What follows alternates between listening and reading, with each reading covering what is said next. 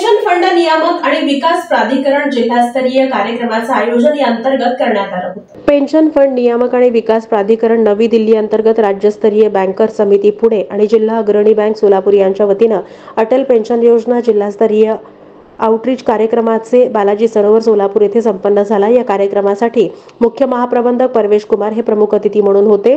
समाजातील संघटित आणि असंघटित वर्गाला कशा पद्धतीने अटल पेन्शन योजना फायदेशीर राहील याचे मार्गदर्शन यावेळी करण्यात आले। सर्व बँकांनी मिळून सोलापूर जिल्ह्यासाठी आर्थिक वर्ष 2023 आणि 24 मध्ये दिलेले लक्ष्य 122% सह प्राप्त केल्याबद्दल सोलापूर जिल्ह्यातील सर्व बँका आणि जिल्हा अग्रणी बँकेचे अभिनंदन केले।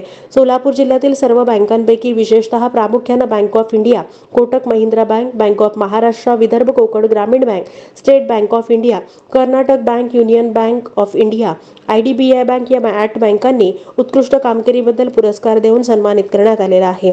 जिल्हा अग्रणी बँक सोलापूर, जिल्हा अग्रणी बँक धाराशिव यांनाही जिल्हास्तरीय लक्ष्यपूर्ती केल्याबद्दल पुरस्कार देऊन सन्मानित करण्यात आले।